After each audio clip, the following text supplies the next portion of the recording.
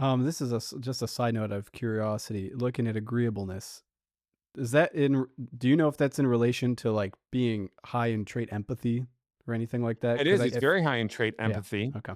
and that is a very good part of it. I mean, the classic empath is highly agreeable. Hmm. Yeah, I think I'm wondering for self discovery because I yeah, I I seem to be very empathetic. Um, yeah. and yet when I say to my wife that I guess that means I'm high in agreeableness, she's like, "No, not No, not no, you're not. not the guy I By the way, married when to." you say, "I think I'm high and agreeableness," and she says, "No, you're not," you know that she's not. I'm gonna remember Right? that one for I next think, time. by the way, that is a really good social experiment between two people right there. You've just discovered it. Oh boy, Um, the but neuroticism will grow. interesting thing, Nick, though, is most of us are relatively bad self judges of these things. To do a self test is important because you have to have self awareness. But usually, if our wife or kids or neighbors or friends and coworkers are going to say, "Nick, brother, you're not agreeable," okay, they're probably more right than we are. Um, but there's also contextual things. So my scores are interesting. I'm very high in openness, very high in conscientiousness. I'm higher in agreeability than you would expect that I would to have career success. I'm right down the center in extroversion, which most people are surprised by because I'm in front of cameras, in front of audiences, and all that kind of stuff. But I'm right down the middle. And then in neuroticism, I'm very low, which is good. So that emotional stability is necessary for people to not see different patterns in you. But do you know who had the perfect personality? Christ. Yes, he did. And you know what he did? He ate with sinners. Hmm.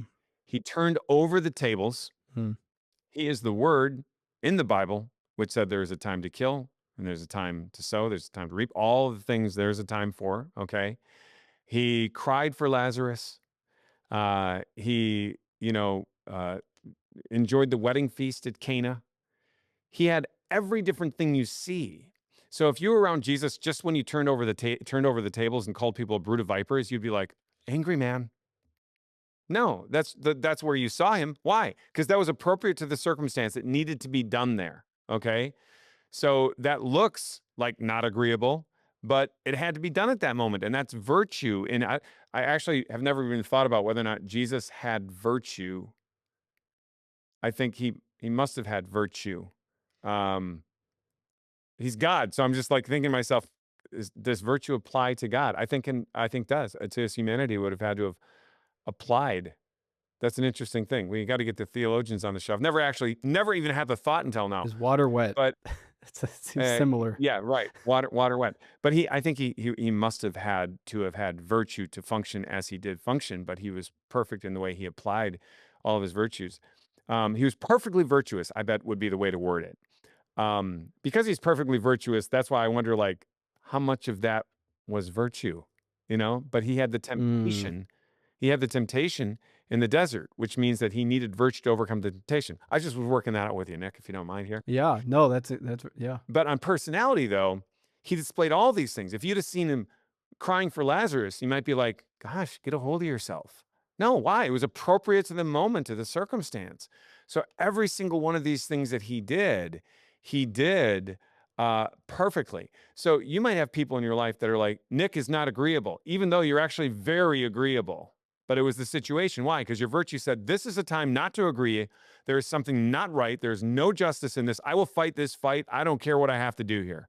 So it's like you see it's almost like the in the animal kingdom, the docile mom that's taking care of it. Now somebody comes by and that docile mom kills, like I will not let anything threaten my cubs, right? So that's innate in an animal, but for a human being, it's like it's a virtue that takes place. And when you're talking about Christ too, I think that's probably I think it's fair to say everybody who um, interacted with him was struck by him.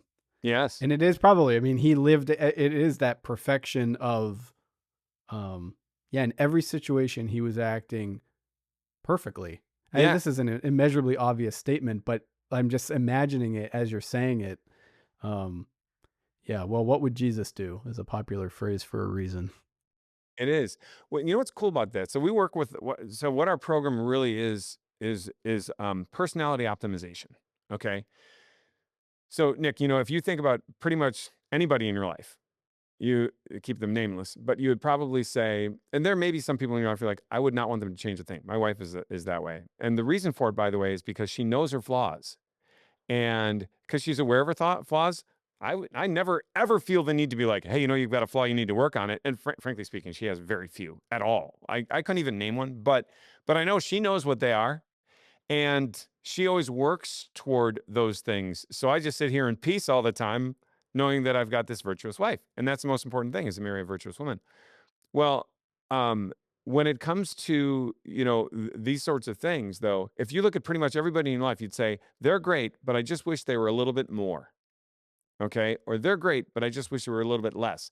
And about ourselves, if we're honest, we have to be able to say that. I mean, the person you shouldn't be around is the person who thinks they can't complete that sentence. But if you're to say, well, I know I've got it okay, but I wish I was a little bit more, or I wish I was a little bit less. Now I've got to work on that. Mm-hmm. That's personality optimization. But even when you optimize your personality, it doesn't change who you are, by way of many things. There are a lot of things outside of personality, physical traits, for example, but also intelligence can be, kind of registered within the traits of personality, but it's not really personality, and neither is motivation, but neither is style and taste or approach.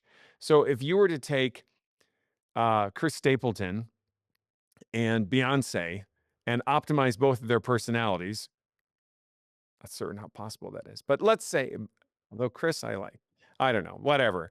If you could optimize their personalities, which they could, okay, they would still remain very different people.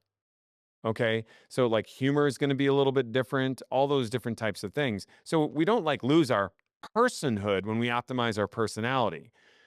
So the experience with people is still very different, but you don't walk away going, it was great being with so and so. I just wish they didn't talk so much. Or it's great being with so and so, but I just couldn't get them to say anything. I just couldn't connect. And there's a range too. It's not like they have to say 437 words in a certain number of minutes for them to be optimal. It's like, no, there's a range of optimal there, but they're in it. And that's what we need to strive to do with our personalities. As always, I want to thank you for your time and for listening. I hope you enjoyed it. If you did, please like and subscribe and all that good stuff. Sharing is so important. If you can share this with friends and family, um, just so more people can hear the fruit of a conversation like this, from an incredible guest like Dave. And also, if you're able to, and if you feel called to, any support you can provide so that I can continue to make content like this is deeply appreciated. Thanks so much. God bless.